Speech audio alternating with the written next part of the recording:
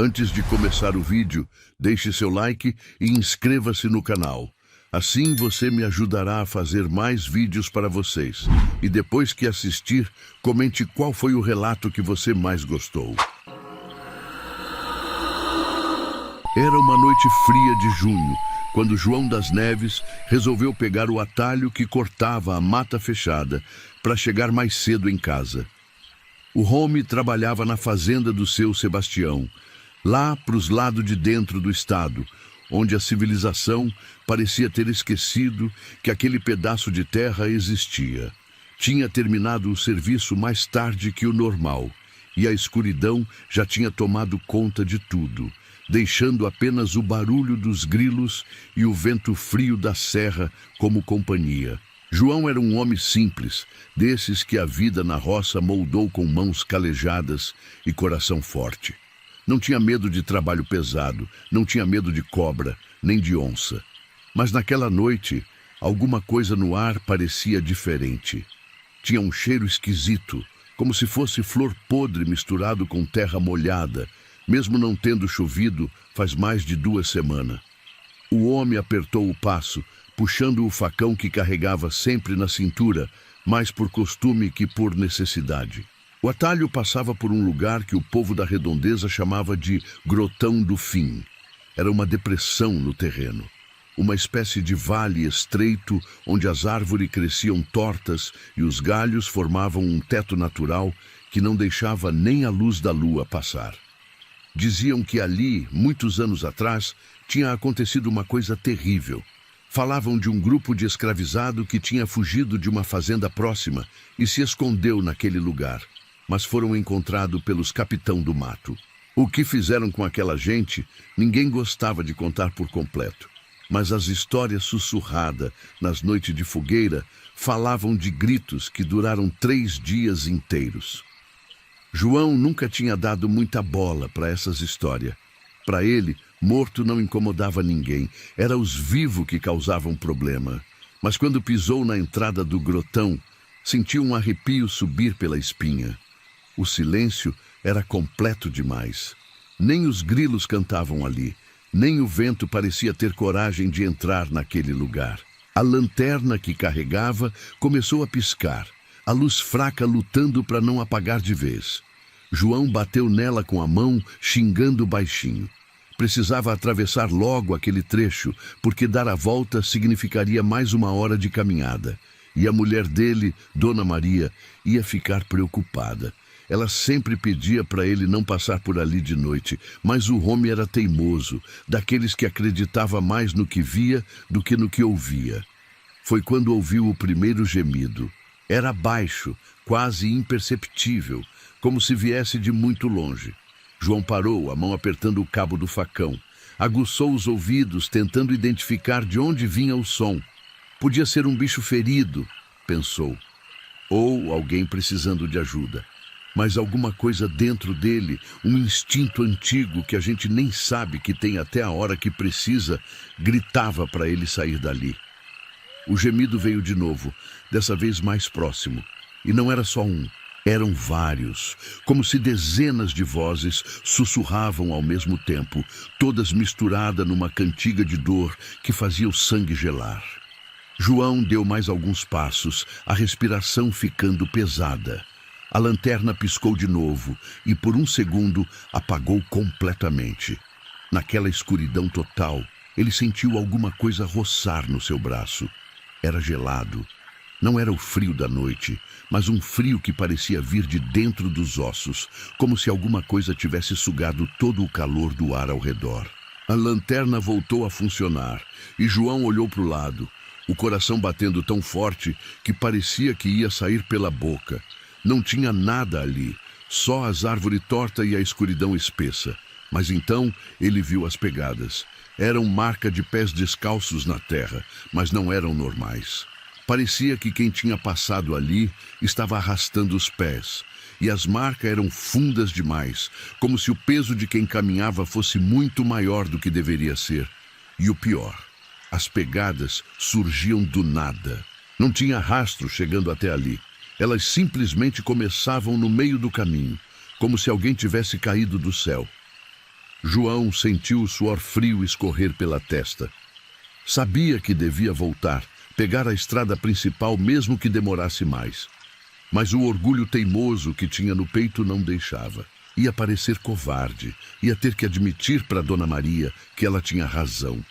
Então continuou andando, seguindo o caminho estreito, tentando ignorar as pegadas que agora apareciam dos dois lados da trilha. Foi quando escutou a voz. João! Era um sussurro, mas tão claro que parecia que alguém tinha falado bem no ouvido dele. O homem virou rápido, o facão já levantado, pronto para se defender. Mas não tinha ninguém. Só a escuridão e aquele cheiro de coisa podre que ficava cada vez mais forte. João das Neves. Dessa vez, a voz veio de outro lado.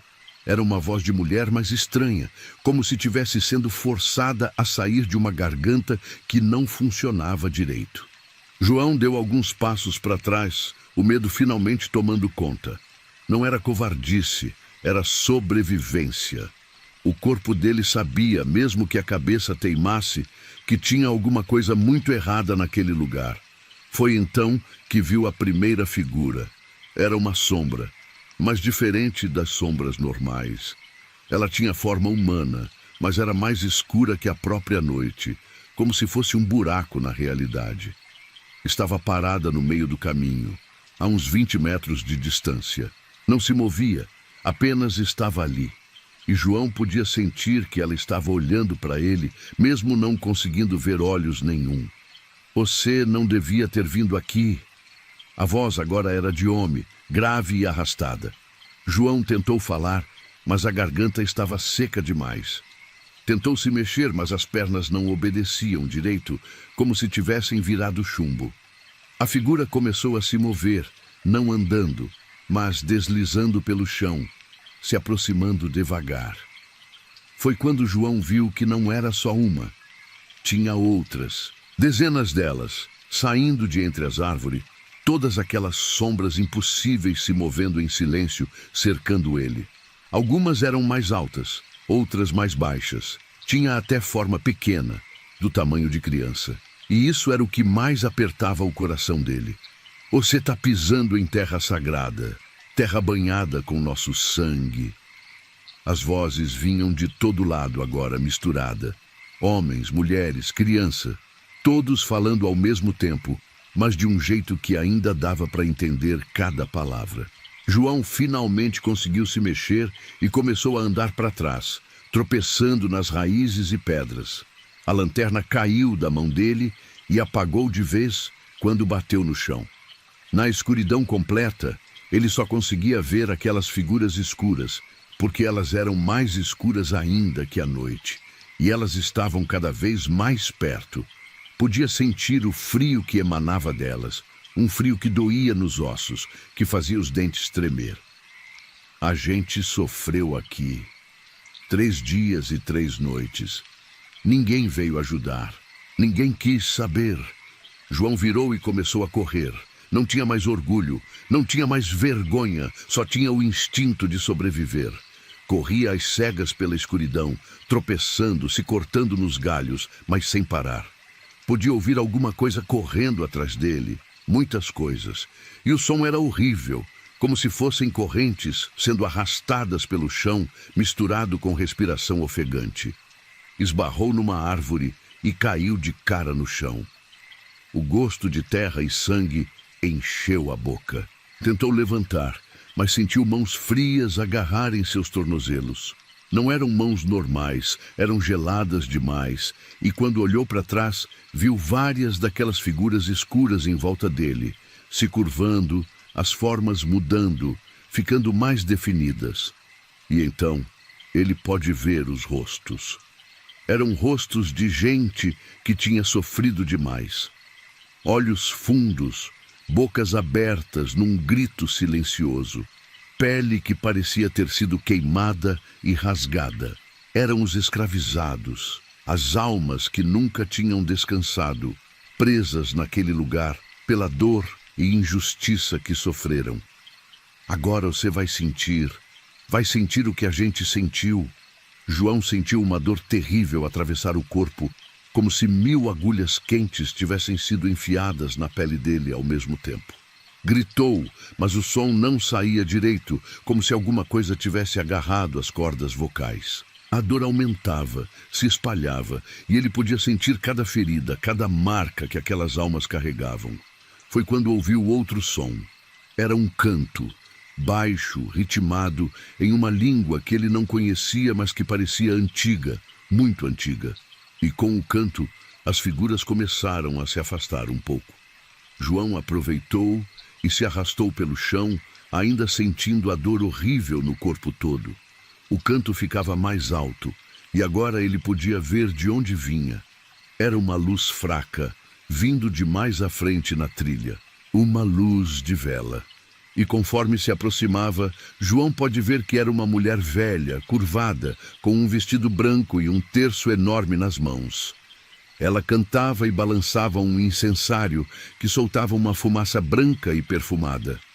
As figuras escuras recuavam diante dela, se retorcendo como se a luz da vela e a fumaça do incenso causasse dor. A velha chegou perto de João e estendeu a mão livre. "Levanta, meu filho. Esse não é seu lugar ainda." A voz dela era firme, cheia de uma autoridade que fez João obedecer sem pensar. Segurou a mão dela, que era surpreendentemente forte, e levantou. A velha continuou cantando, fazendo movimentos com o incensário, e as sombras foram se afastando cada vez mais. "Caminha comigo e não olha para trás. Não importa o que eu sei escutar. Não olha." João fez o que ela mandou. Caminharam juntos pela escuridão. A velha sempre cantando.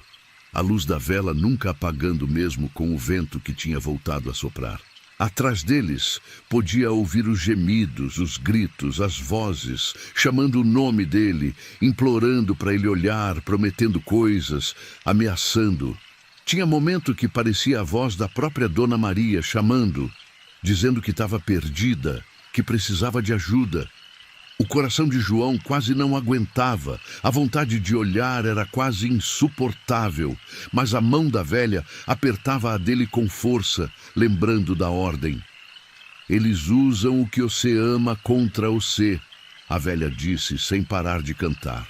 "É assim que prendem as pessoas, fazem você olhar, fazem você voltar, e aí nunca mais sai."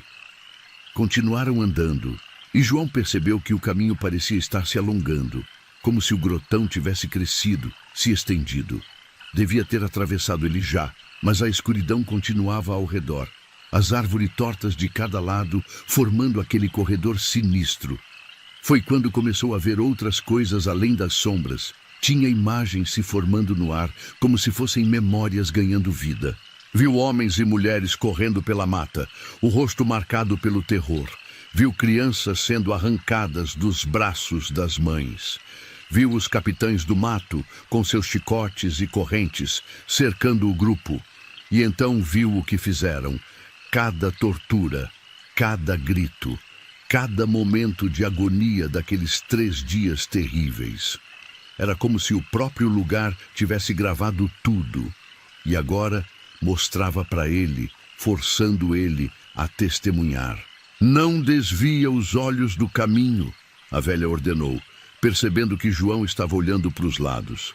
"Eles querem que você veja, querem que você sinta a dor deles até não aguentar mais. É assim que compartilham o sofrimento." João forçou os olhos a ficarem fixos na luz da vela que a velha carregava. Mas mesmo sem olhar diretamente, as imagens invadiam a visão periférica e os sons eram impossíveis de ignorar. Os gritos de dor, os pedidos de misericórdia que nunca foram atendidos, o choro das crianças. "Por que eles não descansam?" João conseguiu perguntar, a voz trêmula. "Por que ficam aqui sofrendo?" A velha suspirou, um som carregado de tristeza antiga. "Porque ninguém pagou pelo que fizeram. Porque foram jogados aqui como bicho, sem enterro digno, sem reza, sem nada. A injustiça foi tão grande que a alma deles não consegue aceitar, não consegue partir. E a cada ano que passa, a dor só aumenta, porque o mundo esqueceu deles, seguiu em frente como se nunca tivessem existido. E a senhora? Por que a senhora está aqui? Porque tentei ajudar e falhei. Cheguei tarde demais quando eram vivos. E não consegui libertar eles depois de mortos. Então fico protegendo os vivos de entrarem no ciclo de sofrimento, tentando impedir que mais almas se percam aqui.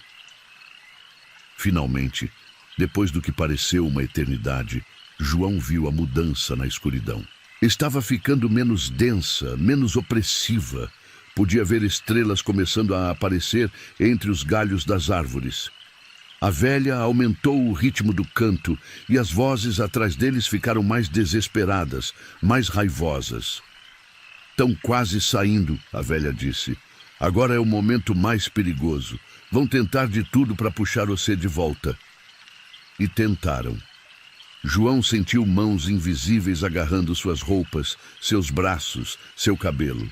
Sentiu o chão sob seus pés ficando mole, como se fosse areia movediça tentando sugar ele para baixo.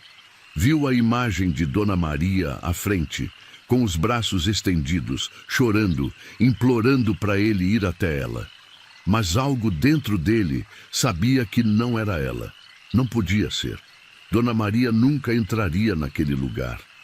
"Resiste, meu filho, só mais um pouco." Com um último esforço, atravessaram uma barreira invisível e João sentiu a diferença imediatamente. O ar ficou mais leve, mais quente. As mãos que o seguravam soltaram de repente e ele quase caiu para frente. Tinham saído do grotão. Estavam do outro lado, onde a lua brilhava clara no céu e o vento soprava limpo. Não sabia quanto tempo tinha passado, quando finalmente viram a luz da lua. Tinham saído do grotão. A velha parou de cantar e se virou para ele. "Você teve sorte, meu filho. Hoje é dia de São João e eu tinha vindo benzer a entrada. Mais alguns minutos e você não saía mais dali." João estava tremendo, o corpo todo doendo, o rosto arranhado e sujo de sangue e terra. Tentou agradecer, mas a voz ainda não saía direito. "Nunca mais passa por aqui de noite, ouviu? Aquelas almas estão sofrendo ainda, presas pelo que fizeram com elas. Não é maldade delas, é dor, mas dor antiga assim não escolhe quem machuca." A velha fez o sinal da cruz na testa dele, murmurou uma oração e então começou a se afastar. João quis perguntar quem ela era, onde morava, mas quando piscou, ela tinha sumido. Simplesmente sumido, como se nunca tivesse estado ali. João correu o resto do caminho até a casa. Dona Maria quase desmaiou quando viu o estado dele. Cuidou dos ferimentos, deu chá quente e colocou ele para descansar. Mas o homem não conseguiu dormir direito naquela noite, nem nas muitas que vieram depois. Toda vez que fechava os olhos, via aqueles rostos sofridos, ouvia aquelas vozes de dor. No dia seguinte, foi conversar com seu Sebastião, o dono da fazenda. Contou o que tinha acontecido, esperando que o homem risse dele ou chamasse de louco. Mas seu Sebastião apenas balançou a cabeça, o rosto ficando sério. "Devia ter te avisado melhor sobre o grotão, João. Muita gente já passou por isso. Meu próprio pai, quando era novo, quase não volta de lá. Tem uma velha, dizem, que protege a entrada em certos dias. Ninguém sabe quem ela é, mas já salvou várias vidas. Alguns falam que ela era uma curandeira que morava aqui há muito tempo atrás. Tentou ajudar os fujões, mas chegou tarde demais. Morreu de desgosto e ficou aqui para tentar proteger os vivos da raiva dos mortos." Seu Sebastião pegou um mapa velho e mostrou para João outro caminho, mais longo, mais seguro. "Usa essa estrada daqui para frente. Vale cada minuto a mais de caminhada e nunca, nunca mesmo passa pelo grotão depois do sol se pôr. As almas ali não descansam e a dor delas é tão grande que contamina qualquer um que chega perto." João seguiu o conselho. Nunca mais passou por aquele lugar, nem de dia. O medo que sentiu naquela noite marcou ele para sempre. Mas não era só medo, não. Era também uma tristeza profunda, porque tinha sentido na pele, mesmo que por alguns segundos, o sofrimento daquelas almas. E sabia que elas continuavam ali, presas, esperando por uma justiça que nunca ia chegar, por um descanso que parecia impossível. Passaram-se alguns meses. João continuava trabalhando na fazenda, agora sempre pegando o caminho longo. Tinha noites que acordava no meio da madrugada, suado, achando que ouvia aqueles gemidos de novo. Dona Maria acendia uma vela para Nossa Senhora e rezava com ele até o medo passar. Foi numa tarde de setembro que apareceu um homem na fazenda. Era um sujeito da cidade, vestido com roupa boa, carregando uma pasta de couro. Disse que era historiador e estava pesquisando sobre a história da região. Seu Sebastião conversou com ele por um tempo e depois chamou João. Esse moço aqui está querendo saber sobre o Grotão. Disse que leu uns documentos antigos sobre o que aconteceu lá. Achei que você podia conversar com ele. João ficou com um nó no estômago, mas concordou. Sentaram na varanda da sede da fazenda e o historiador começou a contar. Encontrei registros numa igreja antiga da região. Em 1847, um grupo de 23 pessoas escravizadas fugiu de uma fazenda aqui perto. Eram homens, mulheres e até 5 crianças. Se esconderam no vale que hoje chamam de Grotão do Fim. Os capitães do mato encontraram eles depois de 3 dias. O que fizeram foi... O homem parou, a voz ficando embargada. Foi uma crueldade sem tamanho. Torturaram todos, sem exceção, como exemplo para que outros não tentassem fugir. Os corpos foram deixados ali mesmo, sem enterro, sem reza, sem nada, apenas jogados como se fossem lixo. João sentiu um arrepio. O historiador continuou. Mas o interessante é que tem outro registro de uns 20 anos depois. Fala de uma mulher chamada Benedita, uma curandeira e benzedeira muito respeitada na região. Ela tentou fazer um ritual para dar paz para as almas daquele lugar, mas, segundo consta, morreu durante o processo. Dizem que o coração dela não aguentou a quantidade de sofrimento que sentiu ao entrar em contato com aquelas almas. E ela ficou presa ali também? João perguntou, a voz baixa. Não sei, os registros param por aí, mas tem muitos relatos ao longo dos anos de uma mulher velha que aparece perto do grotão, sempre protegendo pessoas que passam por ali. Será que é ela? Será que o espírito dela ainda tenta completar o que começou em vida? João contou então sua experiência. O historiador escutou tudo em silêncio, anotando algumas coisas. Quando João terminou, o homem ficou olhando para as anotações por um tempo longo. Sabe o que é mais impressionante? Você descreveu a senhora exatamente como ela era descrita nos relatos antigos. O vestido branco, o terço grande, até o jeito de cantar. Você não podia saber disso, esses documentos estão guardados em arquivos que quase ninguém acessa, mas sua descrição bate perfeitamente. Um silêncio pesado caiu sobre eles. O historiador guardou as anotações e se levantou. Vou incluir seu relato na minha pesquisa, se me permitir. Acho importante que as pessoas saibam o que aconteceu ali. Não para assustar, mas para lembrar. Para que nunca se esqueça do que foi feito com aquela gente. Depois que o historiador foi embora, João ficou pensando. Talvez fosse isso que as almas queriam, no fundo. Não era vingança contra ele ou contra qualquer outra pessoa inocente.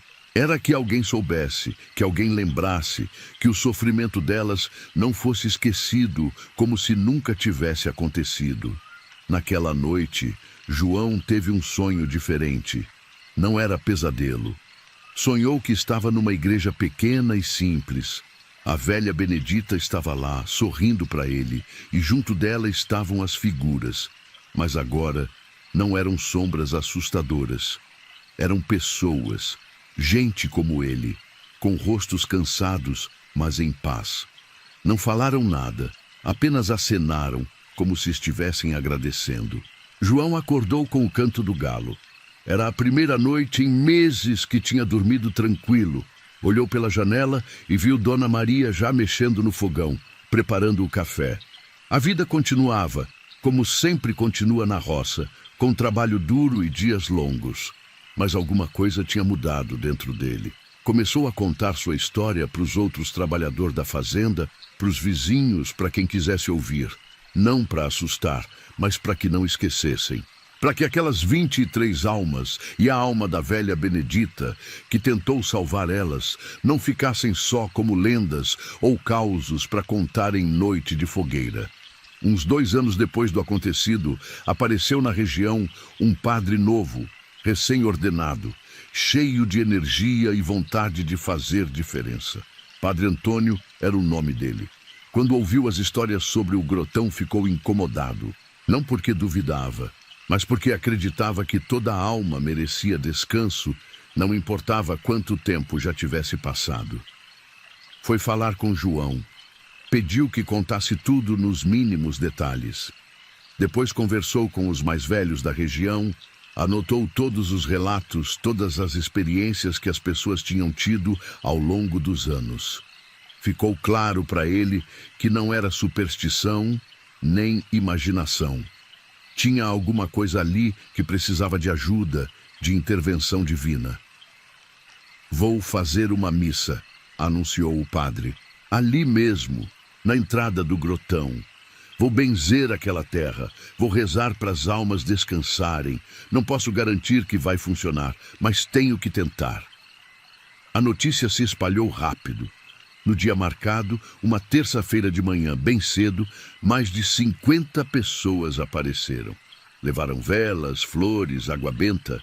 Alguns levaram comida, oferendas, porque mesmo sendo cristãos, guardavam no fundo da alma as tradições antigas que ensinavam a respeitar os mortos de todas as formas. João estava lá, Dona Maria ao lado dele. Seu Sebastião também foi, junto com vários outros fazendeiros da região. Tinha gente que nunca tinha passado pelo grotão, mas conhecia alguém que tinha passado. Tinha os curiosos, os céticos, os verdadeiros crentes.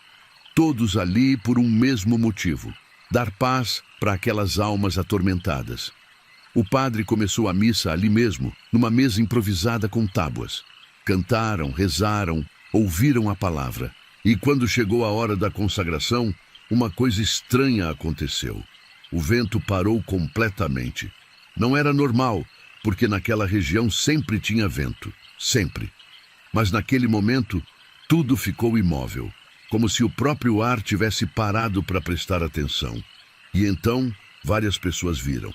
Não foram todos, mas foram muitos o suficiente para não ser coincidência. Viram figuras se formando na beira da mata, na entrada do grotão. Não eram as sombras assustadoras que João tinha descrito. Eram formas humanas, translúcidas, quase como neblina tomando forma. E estavam todas viradas para onde o padre celebrava a missa.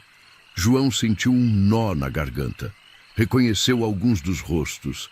Eram os mesmos que tinha visto naquela noite terrível. Mas agora não mostravam raiva nem dor.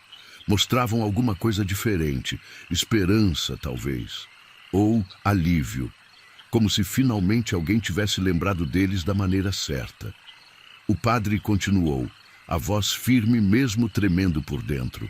Benzeu a terra com água benta, caminhou pela entrada do grotão, fazendo o sinal da cruz, rezando em latim e em português.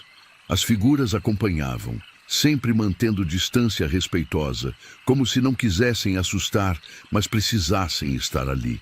E então apareceu ela, a velha Benedita. João a reconheceu na hora. Estava entre as outras figuras, mas parecia mais sólida, mais presente. Olhou direto para ele e sorriu. Era um sorriso triste, mas satisfeito, como de quem finalmente tinha completado uma tarefa difícil. A missa terminou com todo mundo cantando, e quando o último verso da última música acabou, as figuras começaram a se dissipar. Não de repente, mas devagar, como fumaça sendo levada por um vento suave. A última a desaparecer foi Benedita. Antes de sumir completamente, juntou as mãos em agradecimento e inclinou a cabeça. O silêncio que ficou depois era diferente do silêncio opressivo de antes. Era um silêncio tranquilo, de paz. Até os mais céticos sentiram a mudança no ar. Alguma coisa pesada tinha sido retirada dali. Nos dias e semanas que seguiram, as pessoas começaram a notar diferenças. Os bichos voltaram a cantar no grotão. As árvores, que sempre pareceram doentes e tortas, começaram a brotar folhas novas. O cheiro estranho que sempre pairava ali sumiu completamente. E o mais importante, ninguém mais relatou experiências assustadoras ao passar pelo lugar.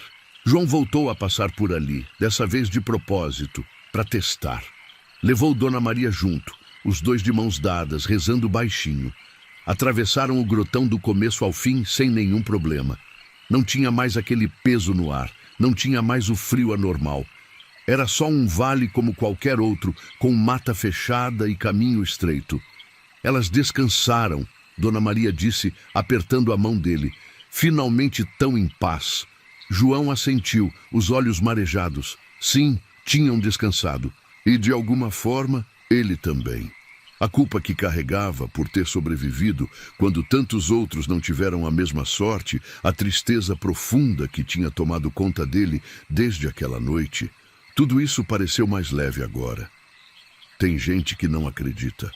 Fala que foi imaginação, que João bebeu alguma coisa estragada, que era só medo da escuridão.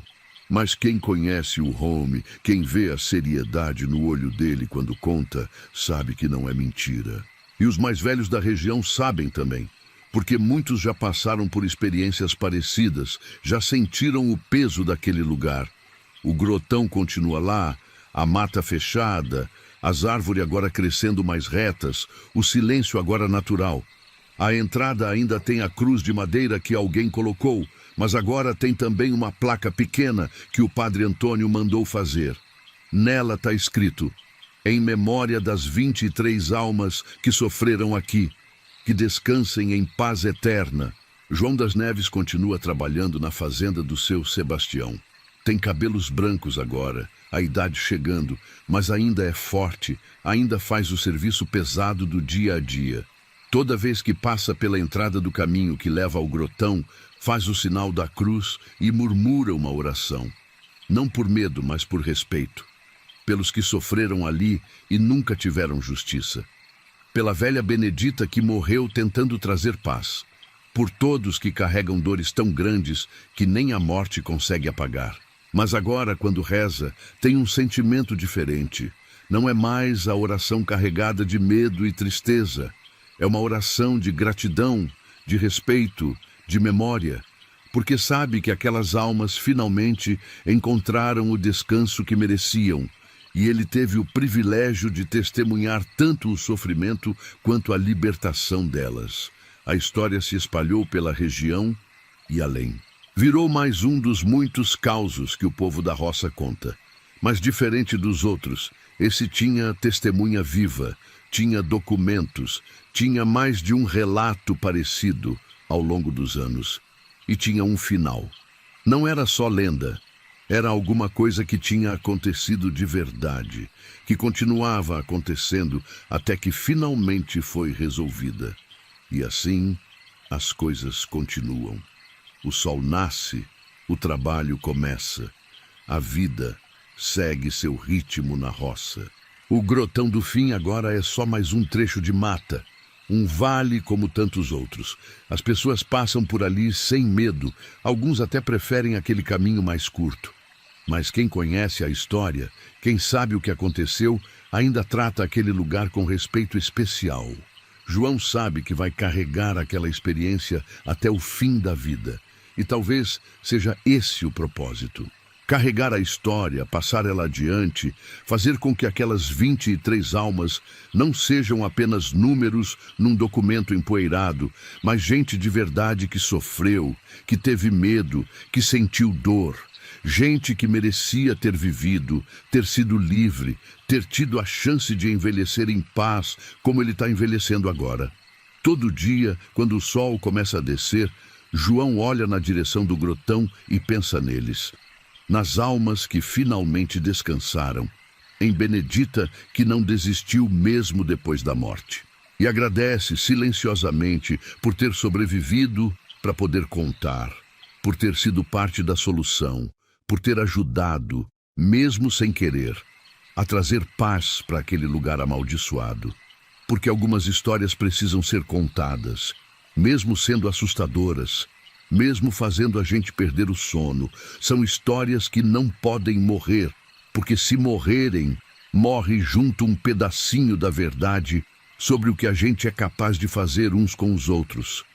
E essa verdade, por mais dura que seja, precisa continuar viva, para que nunca mais aconteça, para que a dor daquelas almas não tenha sido em vão, para que o sofrimento delas sirva de lembrete, de aviso, de lição que atravessa gerações. O grotão do fim teve seu fim de verdade, e com ele veio o recomeço.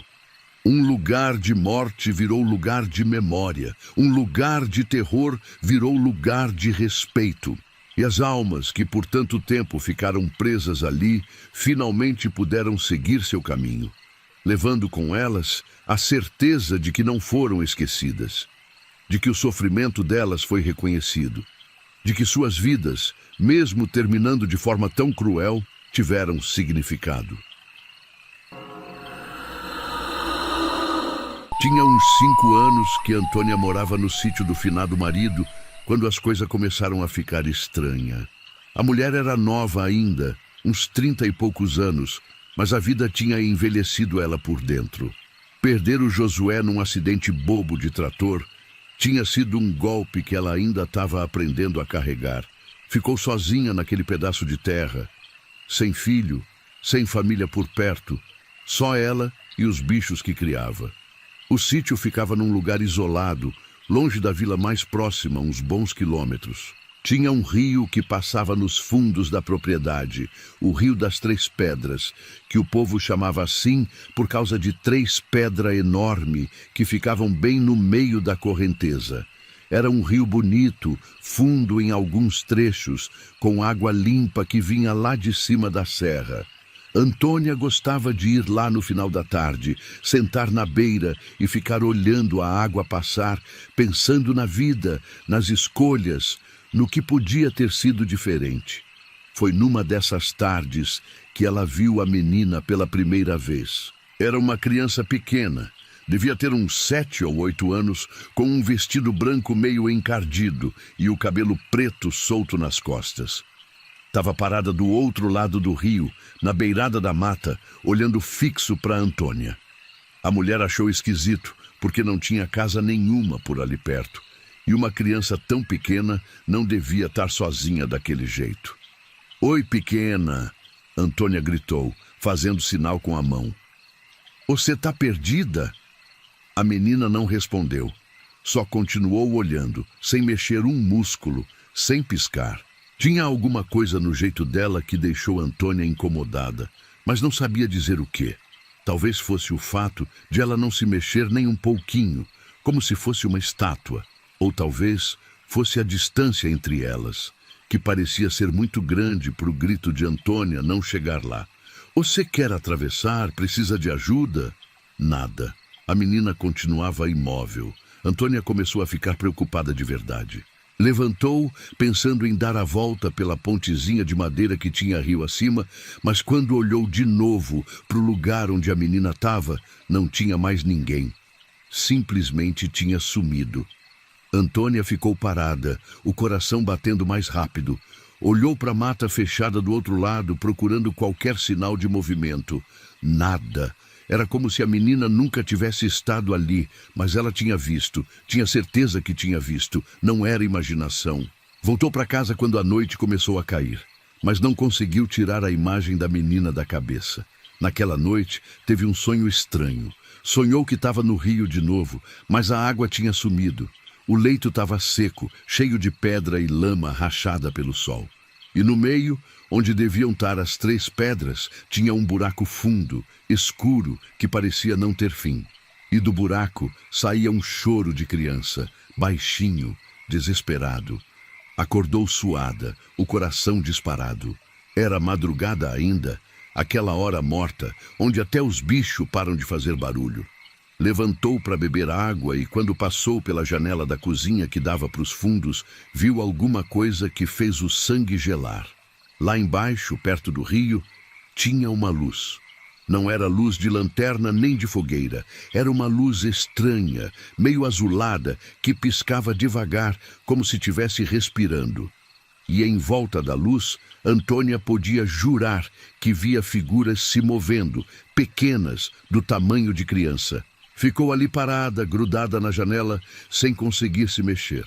A luz continuou por uns 5 minutos, talvez mais, e então apagou de repente. A escuridão voltou, completa e pesada. Antônia esperou mais um tempo, mas nada mais aconteceu. Voltou para a cama, mas não conseguiu dormir mais, ficou só esperando o sol nascer. No dia seguinte, assim que clareou, desceu até o rio. Procurou por marca, por qualquer coisa que explicasse a luz que tinha visto.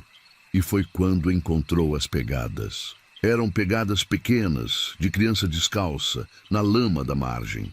Mas não eram pegadas normais. Eram fundas demais, muito mais funda do que deviam ser para o tamanho e peso de uma criança.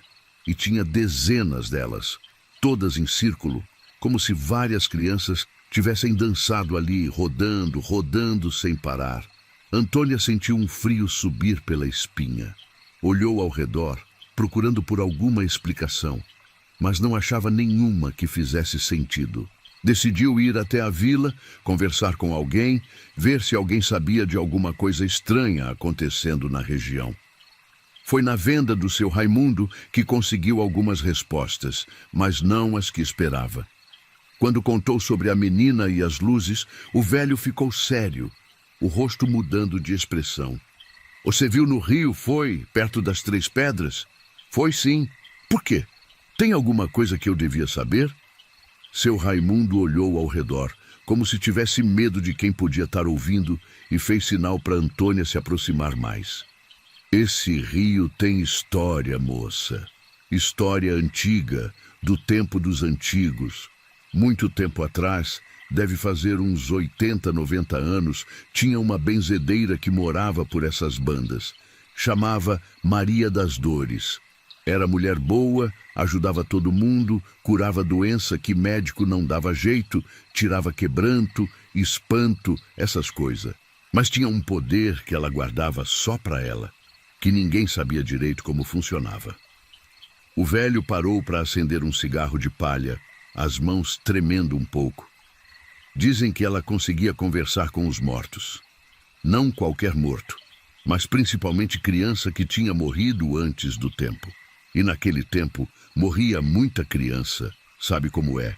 Doença, fome, acidente. As mães vinham de longe procurar ela, querendo notícia dos filhos que tinham perdido, querendo saber se estavam bem, se estavam em paz. E ela conseguia mesmo? Antônia perguntou, fascinada e assustada ao mesmo tempo. Isso ninguém sabe ao certo, mas o povo acreditava, e isso já era alguma coisa. Ela fazia um ritual lá no rio, naquele lugar das 3 pedras. Levava oferenda, acendia vela, cantava umas coisas, e dizia que as crianças apareciam para ela, contavam as coisas, deixavam recado para os pais. Seu Raimundo deu uma tragada longa no cigarro. Só que um dia, alguma coisa deu errado. Ninguém sabe exatamente o que foi, mas encontraram ela morta lá no rio, boiando perto das pedras. Tinha uma expressão no rosto. Dizem que era de terror puro, como se tivesse visto alguma coisa que nenhum ser humano devia ver. E desde aquele dia, o povo começou a evitar aquele trecho do rio. Dizem que as crianças que ela chamava ficaram presas ali, esperando ela voltar. E quem passa por lá de noite pode ver, pode ouvir. Antônia engoliu seco. Ver e ouvir o quê? As crianças, brincando, chorando, chamando. Procurando pela benzedeira, procurando pelo caminho de volta. Tem gente que diz que elas não são más, só estão perdidas. Mas tem outros que falam que ficaram revoltadas, que qualquer adulto que aparecer por lá, elas tentam puxar junto para ter companhia na solidão delas. A mulher voltou para o sítio com a cabeça pesada. Não sabia se acreditava em tudo que seu Raimundo tinha contado, mas não podia negar o que os próprios olhos tinham visto. A menina, as luzes, as pegadas, alguma coisa estava acontecendo ali, e ela morava bem em cima. Durante os dias seguintes, tentou evitar o rio. Ficava perto da casa, cuidava das galinhas, da horta, das poucas vacas que tinha. Mas à noite, a noite era outra história. Toda noite acordava na mesma hora, na madrugada, e toda noite via as luzes lá embaixo. E aos poucos começou a ouvir também. Era um canto, suave, melodioso, como cantiga de roda que criança canta quando brinca. Mas tinha alguma coisa errada naquele canto. Alguma coisa distorcida, como se as vozes não fossem bem humanas, ou fossem humanas, mas estragadas de algum jeito. E o pior, o canto estava ficando mais alto, mais próximo. A cada noite parecia que vinha de um lugar mais perto da casa. Antônia começou a ter medo de dormir. Ficava acordada, sentada na cozinha com todas as luzes acesas, uma vela benta na mesa, rezando o terço que a mãe tinha deixado para ela. Mas o sono sempre vencia, e quando acordava, o sol já estava alto e tinha perdido metade da manhã. Foi numa dessas manhãs que encontrou a oferenda. Estava na varanda da frente, bem na porta de entrada. Era um arranjo pequeno de flores do mato, arrumadas em círculo, e no meio tinha uma boneca de pano velha, tão velha que o tecido estava quase desmanchando. Antônia não tocou naquilo. Só ficou olhando, o coração gelado, sabendo que não tinha sido ela que colocou ali, sabendo que não tinha ninguém por perto para fazer aquilo. "O que vocês querem de mim?" Ela falou em voz alta, quase gritando. "Eu não fiz nada. Não sei nada de benzimento. Não sei lidar com essas coisas." O silêncio que respondeu era pesado, opressivo.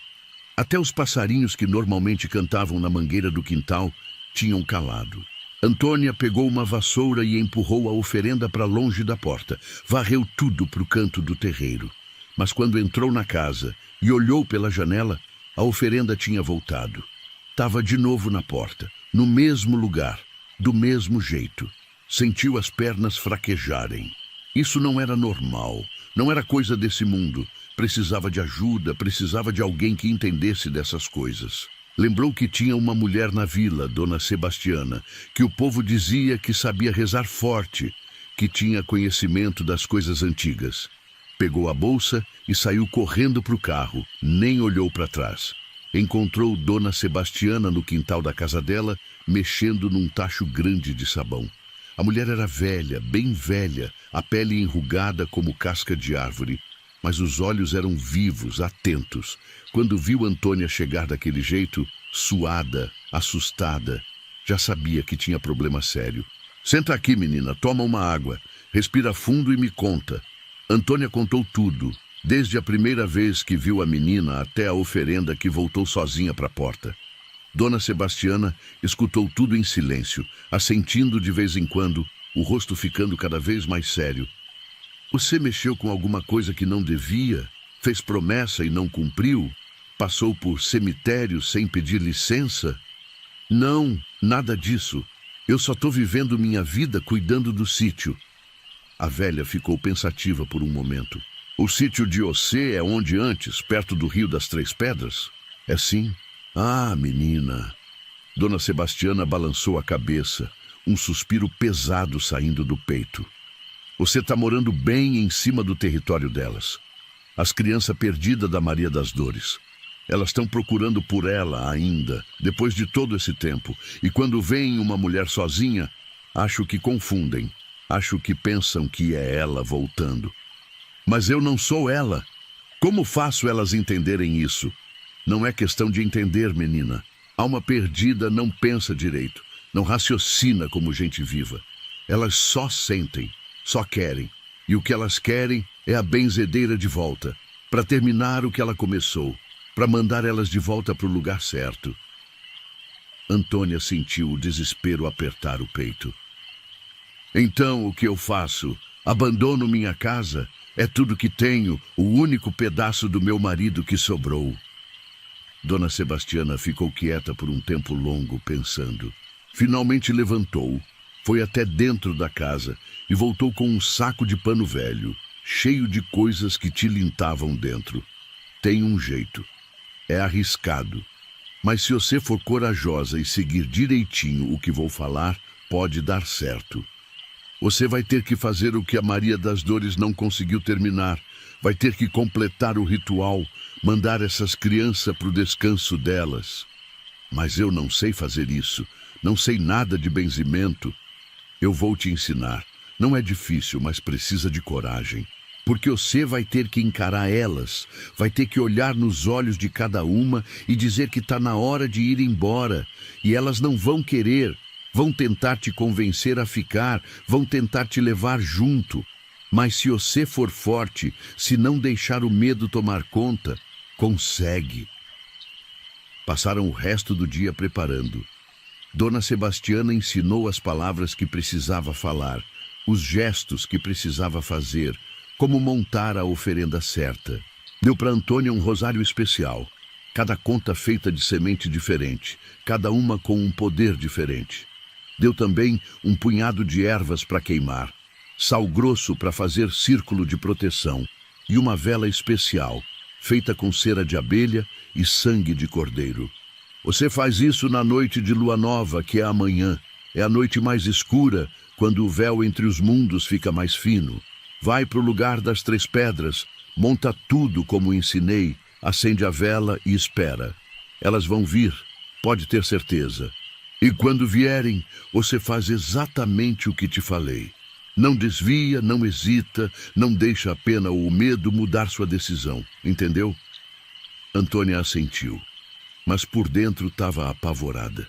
Voltou para o sítio quando já estava escurecendo. A sacola de Dona Sebastiana pesando no colo, como se carregasse pedra.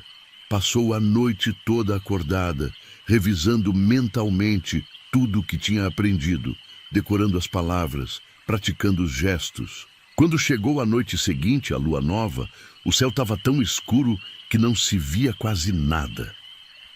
Antônia desceu até o rio com uma lanterna, o coração batendo tão forte que parecia que ia explodir. O barulho da água correndo era o único som, um sussurro constante que de alguma forma era reconfortante. Chegou no lugar das 3 pedras. Mesmo com a escuridão, podia ver os contornos enormes delas, se destacando na correnteza. Começou a preparar tudo como Dona Sebastiana tinha ensinado. Primeiro o círculo de sal grosso, grande o suficiente para ela ficar dentro. Depois a oferenda, flores brancas, um prato de comida simples, um copo de água limpa e no meio uma boneca nova que tinha comprado na vila. Acendeu as ervas e a fumaça começou a subir, espessa e perfumada, com cheiro de alecrim e alfazema.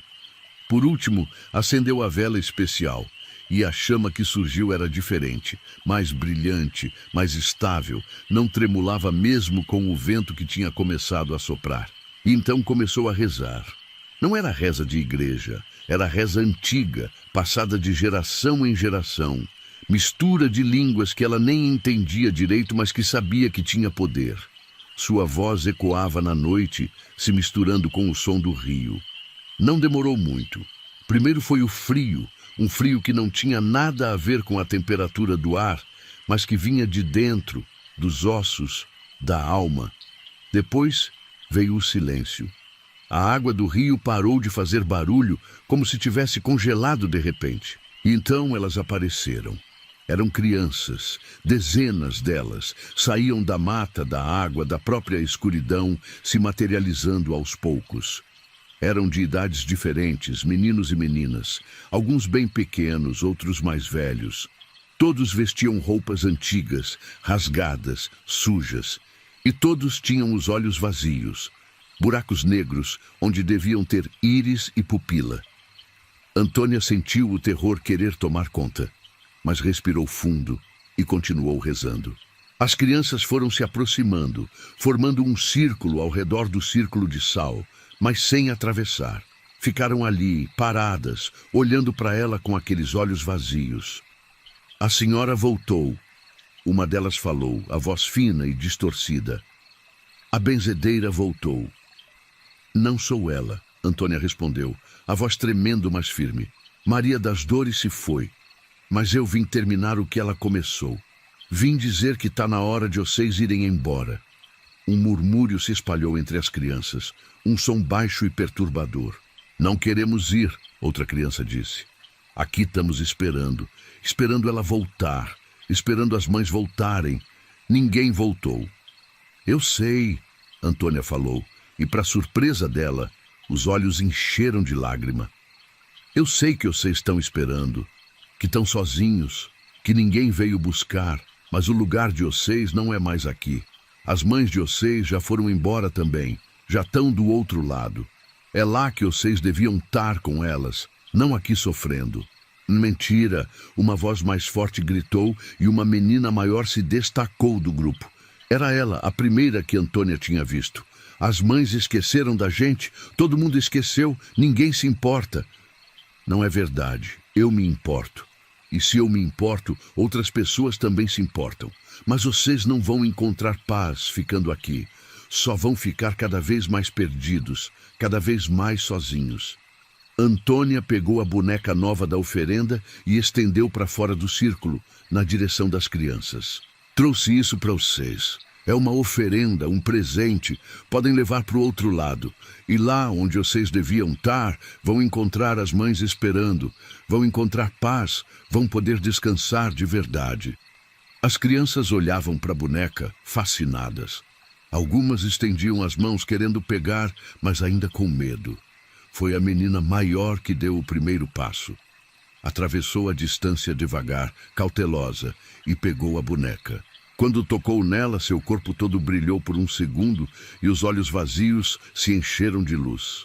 Eu consigo ver, ela sussurrou maravilhada. Consigo ver o caminho.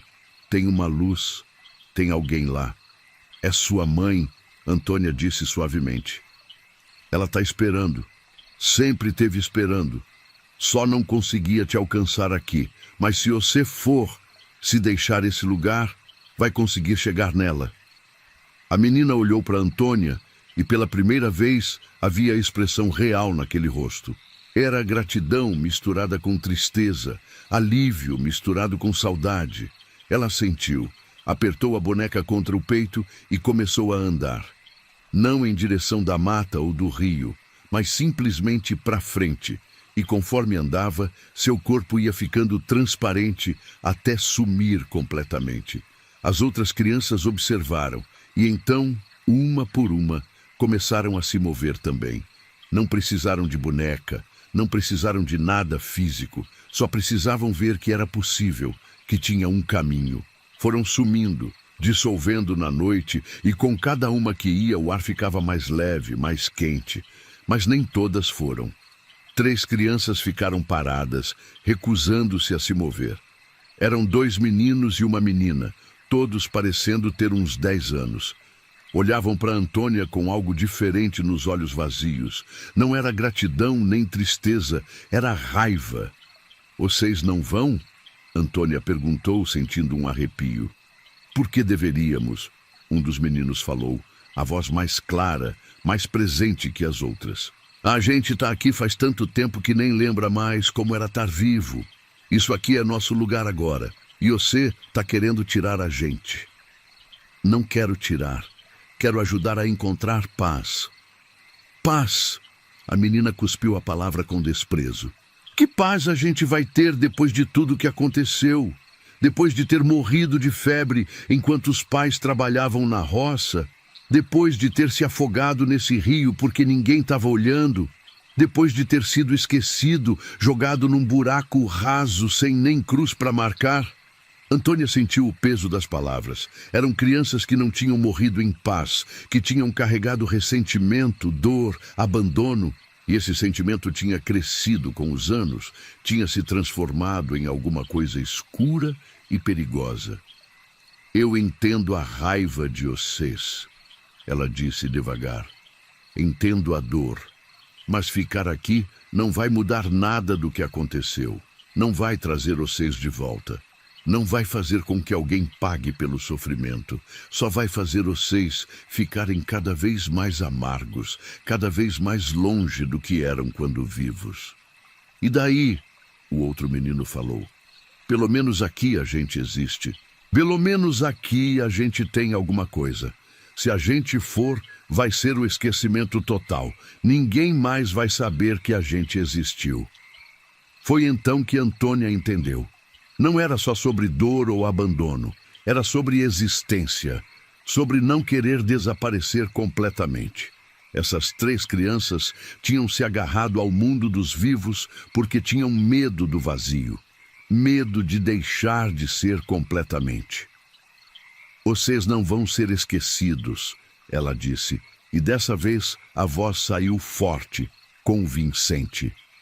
Eu vou lembrar, vou contar a história de vocês, vou fazer com que as pessoas saibam que existiram, que viveram, que importaram. Não vão ser só mais almas anônimas, vão ter nome, vão ter história, mas para isso precisam me contar. Precisam me dizer quem eram, como se chamavam, o que gostavam de fazer. As 3 crianças se entreolharam. Pela primeira vez, Antônia viu hesitação onde antes só tinha raiva e teimosia. Meu nome é Miguel, o primeiro menino disse devagar. Morri de febre amarela em 1932. Tinha 9 anos, gostava de empinar pipa e de pescar com meu pai. Eu sou Clara, a menina falou. Me afoguei nesse rio em 1928. Tinha 11 anos. Adorava cantar. Minha mãe dizia que eu tinha voz de anjo. Eu sou Benedito, o último disse. Caí de uma árvore e bati a cabeça em 1935. Tinha 10 anos. Queria ser vaqueiro quando crescesse, igual meu avô. Antônia sentiu as lágrimas escorrerem pelo rosto. Não eram mais só sombras assustadoras. Eram crianças de verdade, com nomes, com sonhos, com histórias que mereciam ser lembradas. Miguel, Clara, Benedito, ela repetiu, gravando cada nome no coração. Eu prometo que vou lembrar. Vou escrever a história de vocês, vou contar para quem quiser ouvir. Mas agora precisam ir, precisam encontrar o descanso que merecem. As mães de vocês estão esperando, eu tenho certeza. Miguel foi o primeiro a se mexer. Deu um passo na direção do nada, hesitante, e então outro. Seu corpo começou a brilhar, a se dissolver, mas antes de sumir completamente, olhou para Antônia e sorriu. Era um sorriso genuíno, de criança feliz. Clara e Benedito seguiram juntos, de mãos dadas. E quando desapareceram, o último som que Antônia ouviu foi uma cantiga suave, a voz de anjo de Clara, ecoando na noite antes de se perder no silêncio. A última a ir foi uma criancinha. Não devia ter mais que 3 anos, que tinha ficado escondida atrás das outras. Ficou olhando para Antônia com aqueles olhos vazios, hesitante. Antônia saiu do círculo de sal, sem medo agora, e se ajoelhou na frente dela. Vai, pequenina, sua mãe está esperando. Pode ir sem medo. A criança esticou a mãozinha e tocou o rosto de Antônia. O toque era frio, mas não assustador. Era apenas triste. Então sorriu, um sorriso pequeno e doce, e sumiu como fumaça levada pelo vento. Antônia ficou ali, ajoelhada na beira do rio, chorando. Não sabia bem por que chorava. Era alívio, era tristeza. Era compaixão por aquelas almas que ficaram presas tanto tempo. Chorou até não ter mais lágrima, até o corpo todo doer de tanto soltar. Quando finalmente levantou, o céu já estava começando a clarear com o primeiro sinal do amanhecer. A vela tinha se apagado sozinha. As ervas tinham virado cinza, mas a oferenda continuava ali. Juntou tudo, levou de volta para casa. E pela primeira vez em semanas, dormiu tranquila. Os dias seguintes foram diferentes. O rio voltou a ter som normal, os bichos voltaram a cantar, até o ar parecia mais leve, Não teve mais luz estranha de noite, não teve mais oferenda aparecendo na porta, não teve mais sensação de ser observada. Antônia foi agradecer Dona Sebastiana. Levou um queijo e uma dúzia de ovos como presente. A velha sorriu quando viu ela chegando. Conseguiu, né? Consigo ver no rosto de você. Consegui, mas não foi eu sozinha. Foi você que me ensinou, que me deu força. Não, menina. A força estava em você o tempo todo. Eu só mostrei onde procurar. Passaram algum tempo conversando e Dona Sebastiana contou mais sobre Maria das Dores, sobre como ela tinha sido respeitada e temida ao mesmo tempo, sobre como o dom dela era grande, mas também perigoso. Ela não conseguiu porque tentou fazer sozinha demais, a velha explicou. Achou que o poder dela era suficiente, mas trabalhar com alma, principalmente alma de criança, precisa mais que poder. Precisa compaixão, precisa amor de verdade. E talvez ela tivesse perdido isso no caminho de tanto lidar com morte e tristeza. E eu tinha compaixão, amor. Você tem, por isso funcionou. As crianças sentiram que você se importava de verdade. Não estava só tentando se livrar delas. Isso fez toda a diferença. Antônia voltou para o sítio e, pela primeira vez desde que o marido morreu, sentiu que aquele lugar podia ser um lar de novo. Não ia ser fácil viver sozinha, tocar tudo sozinha. Mas agora sabia que tinha força que nem imaginava ter. Tinha enfrentado o impossível e sobrevivido. Tinha ajudado almas perdidas a encontrar o caminho. Isso mudava alguma coisa dentro dela. Cumpriu a promessa que fez. Pegou um caderno velho e começou a escrever.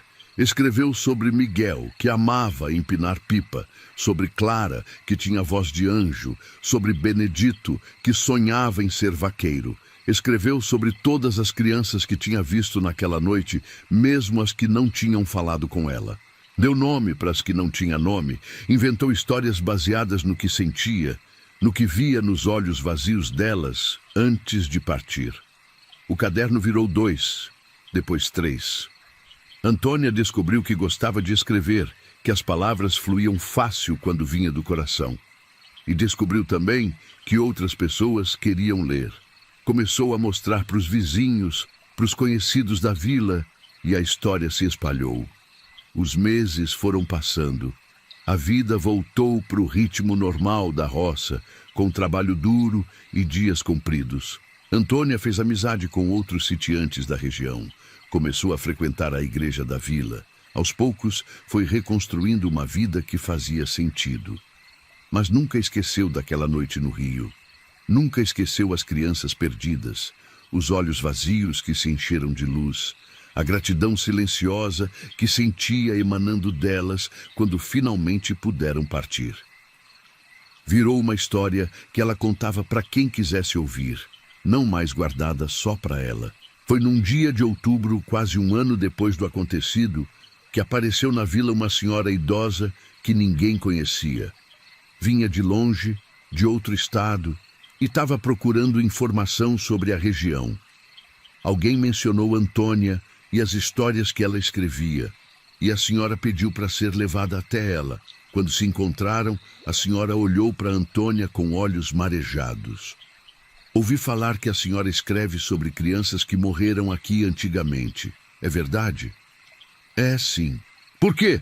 A senhora tirou uma foto velha da bolsa, tão velha, que estava amarelada e rasgada nas bordas. Mostrou para Antônia. Era uma menina pequena, de vestido branco, cabelo preto solto. Essa é minha tia. Ela morreu aqui em 1928, se afogou no rio. Minha avó nunca se recuperou. Passou o resto da vida procurando uma benzedeira chamada Maria das Dores, que diziam que podia falar com os mortos.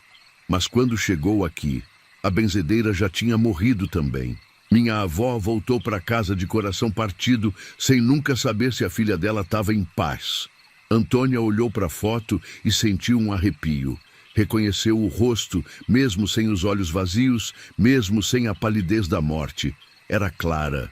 Ela se chamava Clara? Perguntou, já sabendo a resposta. A senhora arregalou os olhos. Como a senhora sabe? Antônia sorriu, os olhos enchendo de lágrimas. Porque eu conheci ela e posso te dizer com toda certeza que ela está em paz agora. Está com sua avó, que já deve ter ido também. E ela queria que eu te dissesse que tinha voz de anjo, que amava cantar e que nunca esqueceu o amor da mãe dela. A senhora desabou em lágrimas e Antônia a abraçou, as duas chorando juntas ali na varanda do sítio. Era a confirmação que precisava, a prova de que tudo aquilo tinha sido real, de que tinha feito diferença de verdade. Até o dia que apareceu uma moça na porta dela. Era jovem, devia ter uns 20 anos e tinha um jeito nervoso, inseguro. Disse que tinha ouvido falar que coisas estranhas aconteciam no sítio dela e queria saber se era verdade, porque estava acontecendo coisas estranhas com ela também, na propriedade que tinha herdado rio acima. Antônia olhou para a moça, viu o medo nos olhos dela, o desespero mal disfarçado, e reconheceu. Era o mesmo medo que ela tinha sentido, a mesma sensação de estar lidando com alguma coisa muito maior e mais perigosa que qualquer problema normal. "Entre", disse, abrindo a porta. "Senta aqui. Vou fazer um café e você me conta tudo. E depois, se você tiver coragem, eu te ensino o que sei. Porque parece que essa terra ainda tem alma precisando de ajuda. E a gente que mora aqui tem que aprender a lidar com isso." A moça se chamava Lourdes, e a história dela era parecida, mas diferente. Na propriedade dela, não eram crianças que apareciam, mas um homem velho, sempre parado na beira da cerca, olhando para casa com expressão triste. E toda vez que ela tentava se aproximar, ele sumia, mas deixava rastro.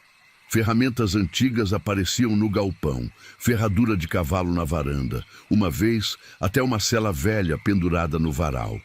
Antônia escutou tudo com atenção e reconheceu o padrão. Era outra alma presa, outro espírito que não conseguia partir. E agora ela sabia como lidar com isso.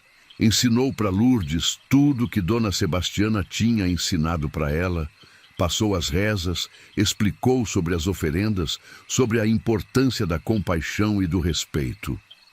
"Mas lembra", disse no final, "não é só sobre mandar embora, é sobre entender. Todo espírito preso tem uma razão para estar preso. Pode ser dor, pode ser raiva, pode ser só medo de ser esquecido. Você precisa descobrir qual é a razão e resolver ela. Só aí a alma consegue descansar de verdade." Lourdes foi embora com a cabeça cheia de informação e o coração um pouco mais leve. Voltou algumas semanas depois para contar que tinha funcionado, que o homem velho tinha aparecido uma última vez, tinha acenado em agradecimento e sumido para sempre. E antes de sumir, ela tinha conseguido descobrir quem ele era, o antigo dono da propriedade, que tinha morrido sozinho e abandonado pelos filhos, e só queria ter certeza de que alguém ia cuidar da terra que ele tinha amado tanto. E foi assim que começou. Antônia não virou benzedeira, não tinha pretensão disso, mas virou alguém que entendia, que sabia, que podia ajudar quando as coisas do outro mundo resolviam se misturar com esse. E descobriu que tinha mais gente assim do que imaginava, gente que tinha passado por experiências parecidas, que carregava histórias que ninguém acreditava. Formou-se uma rede silenciosa de pessoas que sabiam lidar com essas coisas. Não faziam propaganda, não cobravam dinheiro, não se exibiam. Só ajudavam quando procuradas. Passavam o conhecimento adiante, mantinham viva a tradição antiga de respeitar os mortos e ajudar os vivos a conviver com o invisível. O Rio das Três Pedras continuou correndo, limpo e bonito, agora em paz. Às vezes, quando Antônia ia até lá no final da tarde, tinha a impressão de ouvir risada de criança longe, bem longe, mas não era risada assustadora. Era risada feliz, de gente brincando de verdade, sem dor, sem medo. E isso trazia um sorriso para o rosto dela, porque no final era disso que se tratava, Não era sobre fantasma ou assombração, não era sobre ter medo do que não se entende, era sobre compaixão, sobre lembrar que todo mundo, vivo ou morto, merece paz, merece ser lembrado, merece ter alguém que se importe. E Antônia tinha aprendido a se importar, não porque queria, não porque escolheu, mas porque a vida ou a morte colocou ela naquele caminho. E agora que estava nele, ia continuar andando, ajudando quem precisasse, trazendo luz para os lugares escuros, paz para os corações atormentados. Os cadernos continuaram crescendo.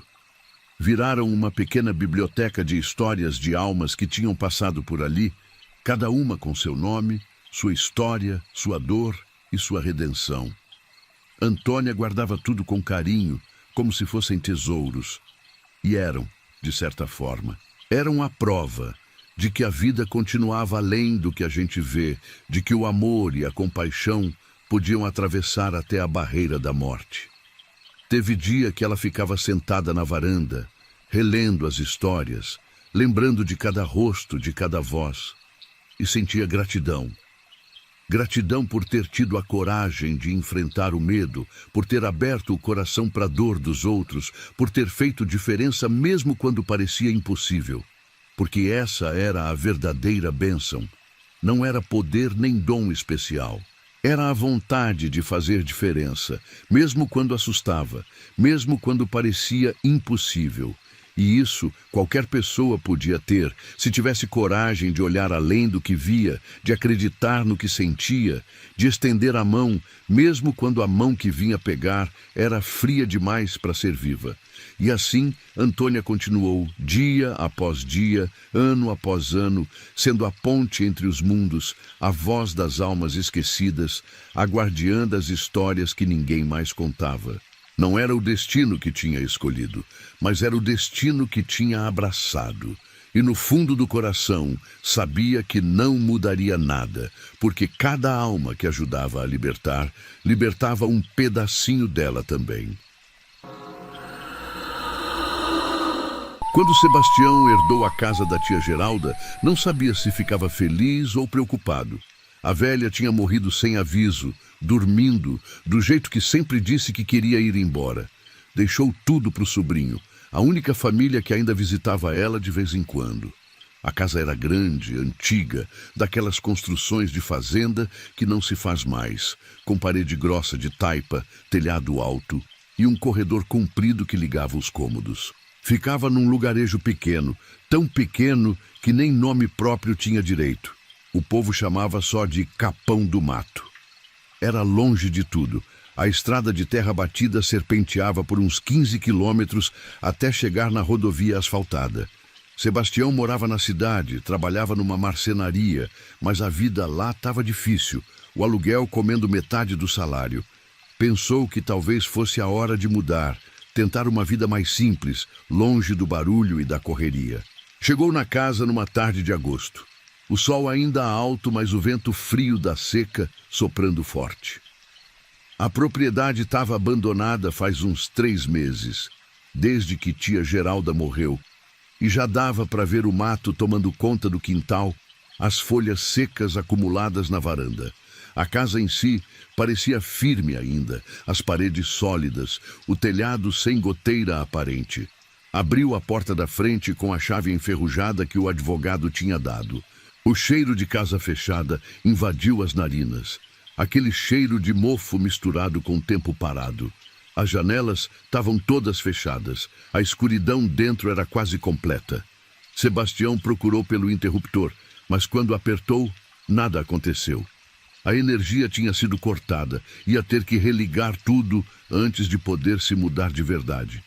Usou a lanterna do celular para explorar. A sala da frente era grande, com móveis antigos cobertos por lençóis brancos que pareciam fantasmas no escuro. A cozinha nos fundos ainda tinha panelas penduradas, pratos na pia, como se tia Geralda tivesse saído só por um momento e fosse voltar a qualquer hora. Os quartos eram 3, todos com camas de madeira maciça e armários enormes que deviam pesar 1 tonelada cada. Foi no último quarto, o que tinha sido da tia, que Sebastião encontrou o espelho. Era uma peça impressionante, daquelas antigas de moldura trabalhada, toda entalhada com desenhos de flores e pássaros. Devia ter quase 2 metros de altura, apoiado numa base pesada de madeira escura. O vidro era meio amarelado pelo tempo, mas ainda refletia bem. Sebastião se viu nele, o rosto cansado da viagem, os cabelos desgrenhados pelo vento. Mas teve alguma coisa estranha. Por um segundo, só um segundo, pareceu que a imagem no espelho tinha demorado para copiar o movimento dele. Como se tivesse um atraso mínimo entre ele levantar a mão e o reflexo fazer o mesmo. Piscou, olhou de novo e estava tudo normal. Deve ter sido cansaço, pensou. Decidiu ficar ali mesmo naquela noite. Não queria fazer a viagem de volta no escuro. Improvisou uma cama com os lençóis que achou num armário, comeu uns biscoitos que tinha trazido e se deitou no sofá da sala. Não queria dormir no quarto da tia, parecia desrespeitoso de alguma forma, tão logo depois da morte dela. Acordou no meio da noite com sede. A casa estava completamente escura e silenciosa. Só o vento lá fora fazendo as árvores gemer. Levantou para procurar água, lembrando que tinha visto um filtro de barro na cozinha. Usou o celular como lanterna de novo, caminhando devagar pelo corredor. Foi quando passou na frente do quarto da tia que ouviu. Era um barulho baixo, como se alguém tivesse arrastando alguma coisa pesada. Vinha de dentro do quarto. Sebastião parou, o coração acelerando. Não podia ter ninguém ali dentro. Ele tinha trancado a porta da frente, tinha verificado todas as janelas. Mas o barulho continuava, arrasta, devagar e constante. Empurrou a porta do quarto, que estava entreaberta. O barulho parou na hora. Iluminou o cômodo todo com a lanterna do celular. Nada. Tudo estava exatamente como tinha deixado. O espelho continuava no mesmo lugar, refletindo a luz fraca do celular de volta para ele, mas então viu alguma coisa que fez o sangue gelar. No reflexo do espelho, atrás dele, tinha uma figura. Era escura, uma sombra humana, parada bem às costas dele. Sebastião virou rápido, o coração quase saindo pela boca. Não tinha ninguém ali. O corredor atrás dele estava vazio. Olhou para o espelho de novo. A sombra tinha sumido também. Tá doido, Sebastião, falou para si mesmo em voz alta, tentando acalmar os nervos. Isso é só casa velha, sombra de árvore da janela, essas coisas. Mas não tinha janela naquela parede e não tinha árvore perto o suficiente para fazer sombra dentro da casa. Decidiu que não ia mais dormir naquela noite. Sentou no sofá da sala, todas as luzes do celular que conseguiu acender ligadas, e ficou esperando o dia amanhecer. Demorou uma eternidade, mas finalmente o sol começou a raiar. A luz entrando pelas frestas das janelas, espantando as sombras. No dia seguinte, foi até a vila resolver as pendências da casa. Religou a energia, contratou um rapaz para cortar o mato do quintal, comprou mantimentos. Conversou com alguns vizinhos, gente que conhecia a tia Geralda, que perguntaram se ele ia mesmo morar ali. Foi o seu Tertuliano, um senhor bem velho que morava na casa ao lado, que fez uma pergunta estranha. E o espelho? Você já viu o espelho que tem lá? Sebastião ficou surpreso. Vi sim, é bonito, antigo. Por quê? O velho ficou com uma expressão esquisita, meio receoso. Dona Geralda nunca quis se desfazer daquele espelho, sabe? Mesmo eu pedindo, mesmo todo mundo avisando que não era coisa boa. Dizia que era herança de família, que não podia jogar fora. Coisa boa como? Tem alguma coisa errada com o espelho? Seu Tertuliano olhou ao redor, como se tivesse medo de ser ouvido, mesmo não tendo ninguém por perto. Aquele espelho tem história, moço, história antiga. Era da bisavó de Dona Geralda, uma mulher que mexia com coisa que não devia.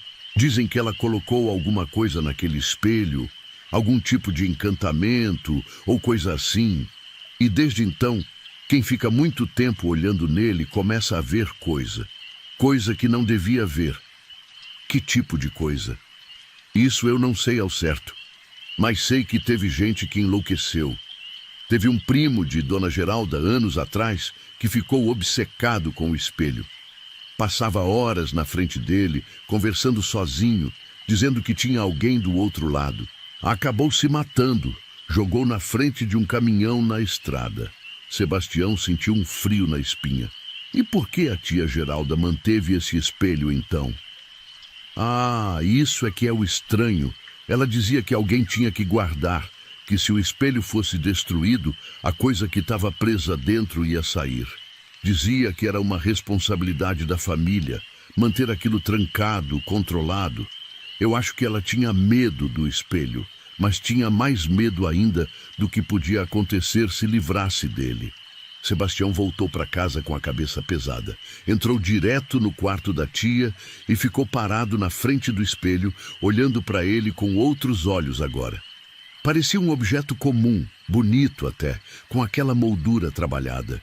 Mas tinha alguma coisa no jeito que refletia a luz, no jeito que a imagem parecia ligeiramente distorcida nas bordas. Decidiu que ia cobrir o espelho. Pegou um lençol grande e jogou por cima, escondendo completamente o vidro.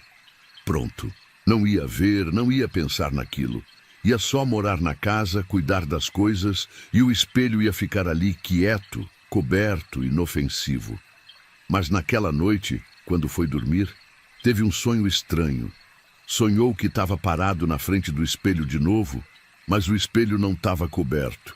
E o reflexo que via não era dele. Era um homem diferente, mais velho, com barba grisalha e olhos fundos. O homem no espelho o olhava com uma expressão de desespero. A boca se movendo como se estivesse gritando, mas sem som nenhum saindo. E então, o homem começou a bater no vidro do lado de dentro, as mãos batendo com força, o rosto contorcido em pânico. Sebastião tentou se afastar, mas não conseguia mexer as pernas. Estava preso ali, obrigado a assistir enquanto o homem no espelho batia e batia, a boca aberta num grito silencioso. Acordou suado, o coração disparado. Era madrugada de novo, aquela mesma hora morta. Levantou e foi até a cozinha beber água, tentando acalmar os nervos. Só foi um sonho, repetia para si mesmo. Só um sonho por causa do que seu tertuliano tinha falado.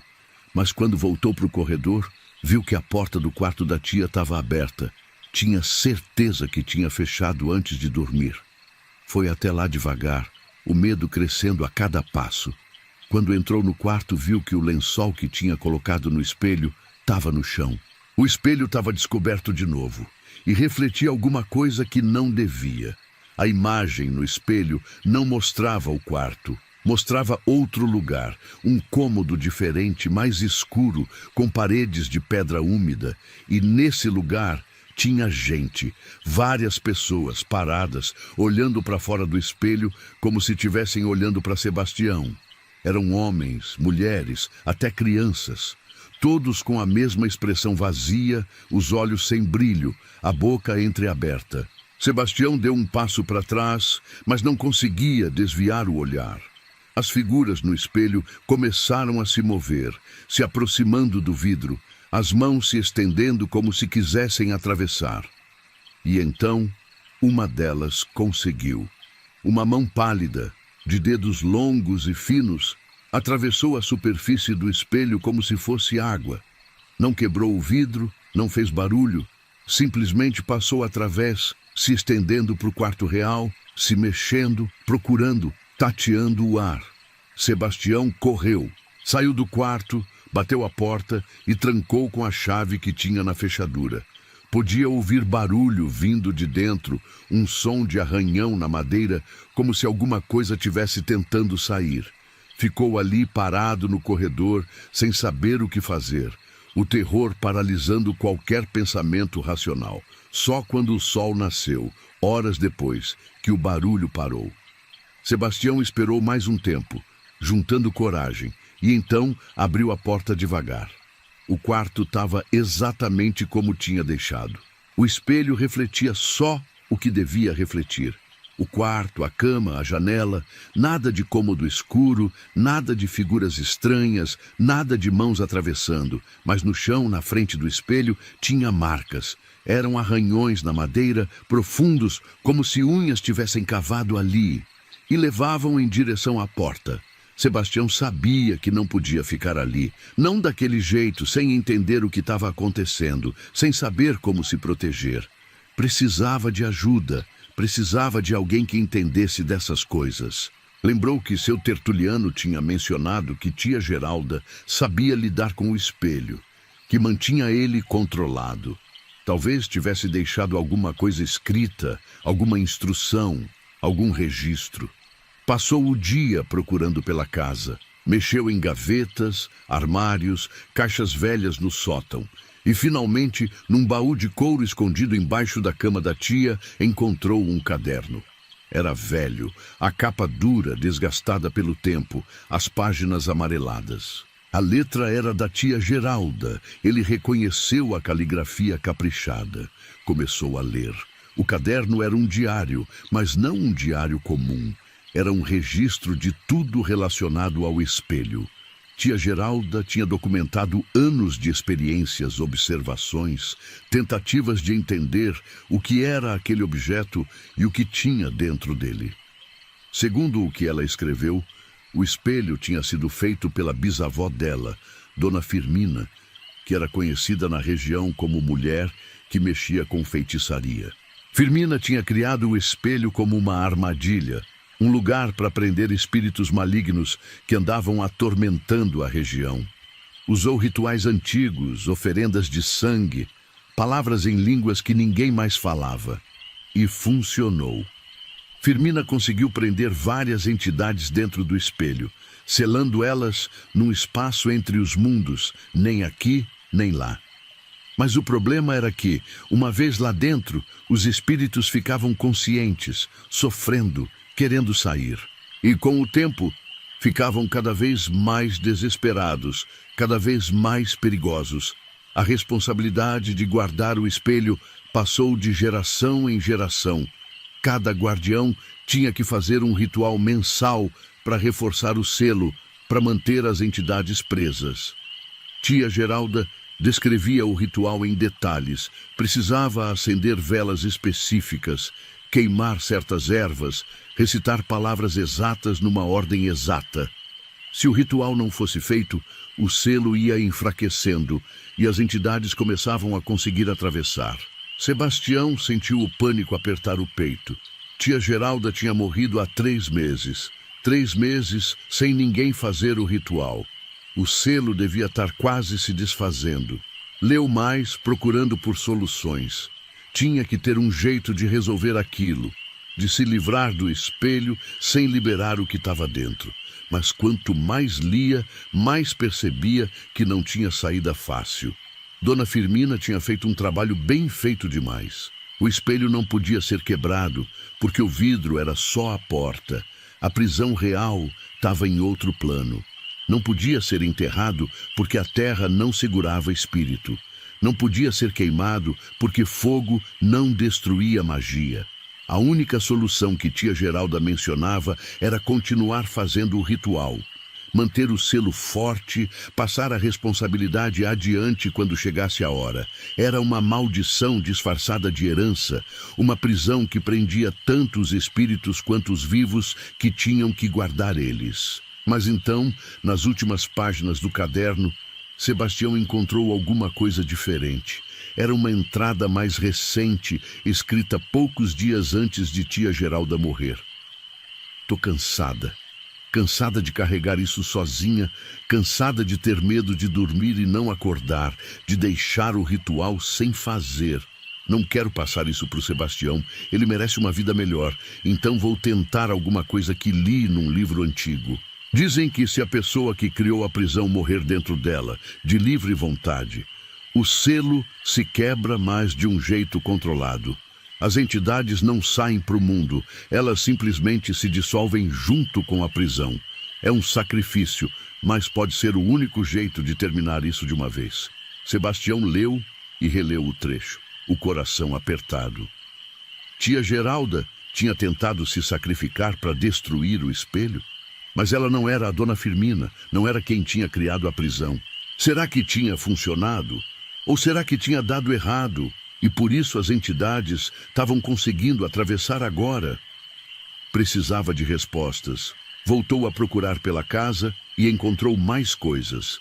Cartas antigas, documentos, até um diário da própria Dona Firmina, escrito em português arcaico difícil de entender. Foi juntando as peças, montando a história completa. Dona Firmina não tinha morrido de velhice como todo mundo pensava.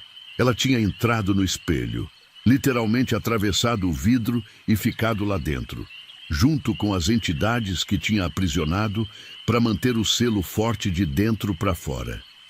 Era ela que tia Geralda via às vezes no reflexo, a figura de uma mulher velha observando, garantindo que nada saia.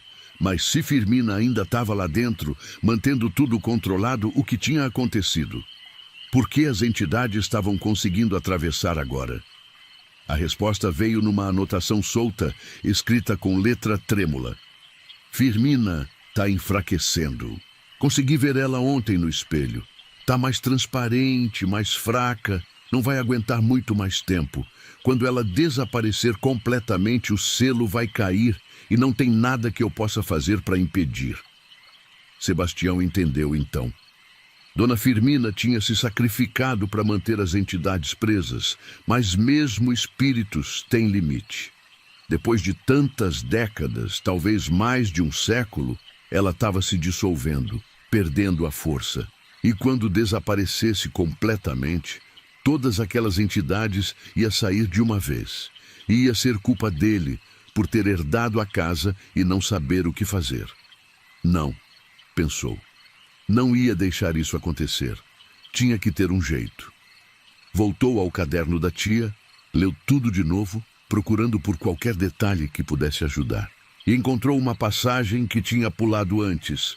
Se alguém da linha de sangue de Firmina entrar no espelho voluntariamente, com intenção pura de ajudar, pode conseguir reforçar o selo de dentro. Mas é perigoso. As entidades vão tentar possuir, tentar usar o corpo para sair.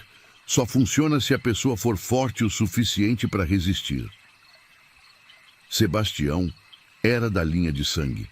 Era bisneto de Firmina, mesmo que várias gerações separassem eles. Será que conseguiria? Será que tinha coragem de entrar naquele lugar, enfrentar o que tinha lá dentro? Passou 2 dias se preparando.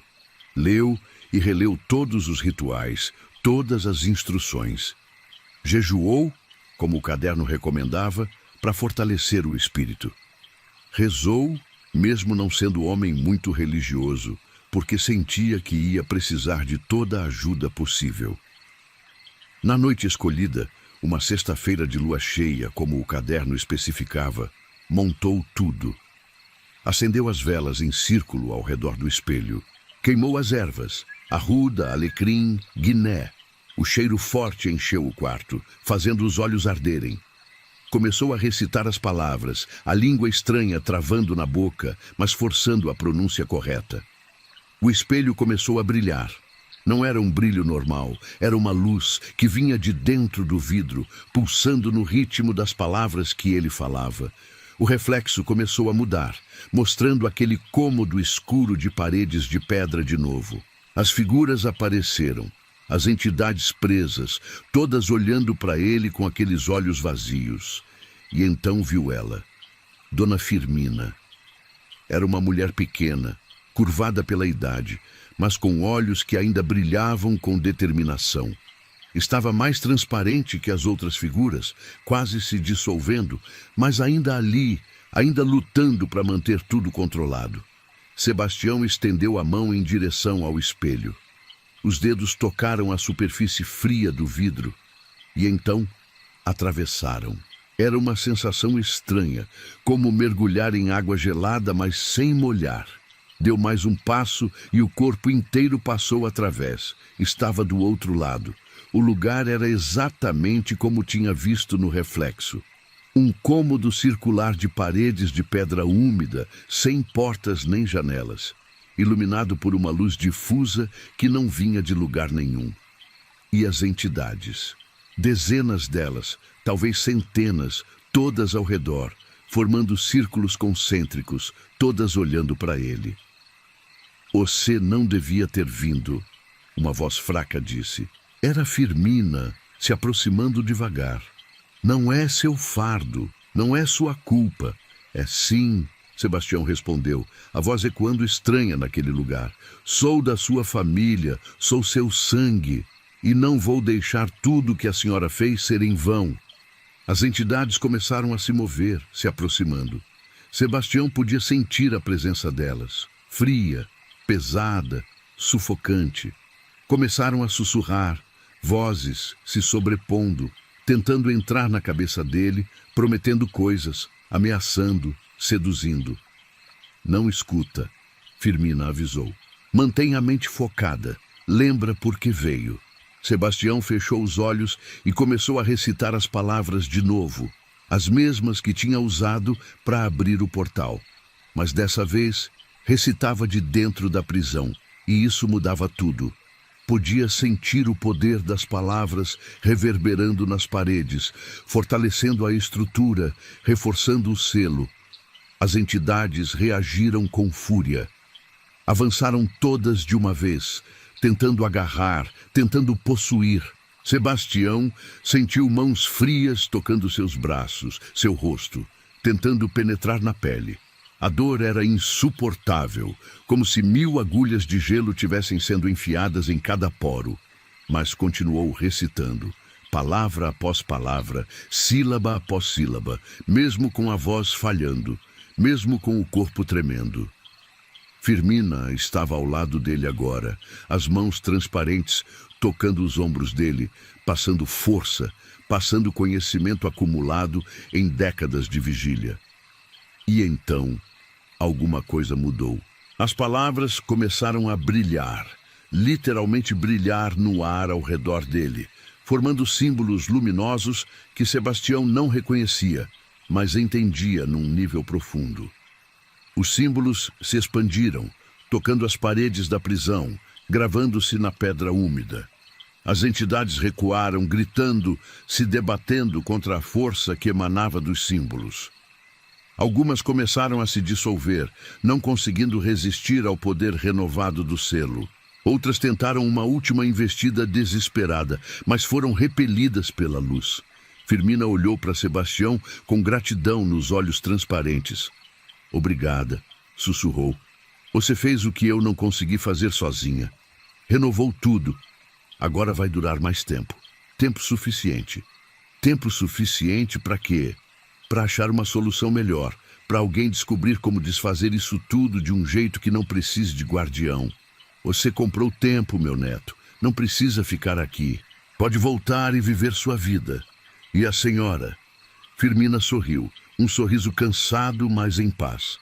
Eu vou continuar mais um pouco. Tá mais fácil agora, com o selo forte de novo. E quando chegar minha hora de verdade, vou poder ir em paz, sabendo que fiz tudo o que podia. Sebastião sentiu as lágrimas escorrerem. Quis abraçar a bisavó que nunca tinha conhecido, mas ela já estava se afastando, voltando para o centro da prisão, retomando a posição de guardiã. O caminho de volta se abriu, uma luz brilhando na direção onde o espelho devia estar. Sebastião caminhou até ela, atravessou de novo a sensação de água gelada e se viu de volta no quarto da tia Geralda. As velas tinham se apagado, as ervas tinham virado cinza, mas o espelho agora brilhava com uma luz suave, tranquila. Caiu de joelhos, exausto, o corpo doendo como se tivesse corrido uma maratona. Mas estava vivo, estava de volta e tinha conseguido. Nos dias seguintes, a vida voltou ao normal. Sebastião decidiu ficar na casa, cuidar dela, manter a herança da família. Mas agora sabia o que aquilo significava.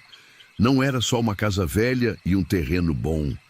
Era uma responsabilidade, um dever que ia além do mundo visível. Continuou fazendo o ritual mensalmente, como tia Geralda fazia. Mas agora era mais fácil, porque o selo estava forte e renovado. O espelho não mostrava mais coisas estranhas, não tinha mais mãos atravessando. Era só um espelho bonito, antigo, com uma história que poucos conheciam. Até que um dia, quase um ano depois, o espelho se quebrou. Sebastião acordou com o barulho de vidro espatifando. Correu para o quarto da tia e viu os cacos espalhados pelo chão. A moldura continuava intacta, mas o vidro tinha se partido em 1000 pedaços. Seu primeiro pensamento foi pânico. As entidades tinham escapado. Ia ter que enfrentar todas elas no mundo real. Mas então percebeu que não sentia nada de errado.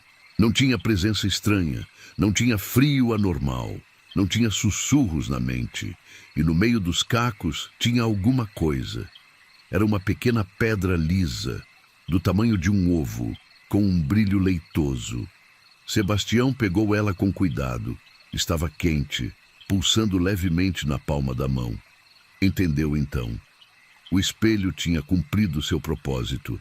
As entidades tinham sido purificadas ou dissolvidas ou transformadas em alguma coisa diferente. E Firmina tinha finalmente descansado. A pedra era tudo que restava daquela prisão entre mundos, um resíduo de magia antiga que agora não tinha mais poder.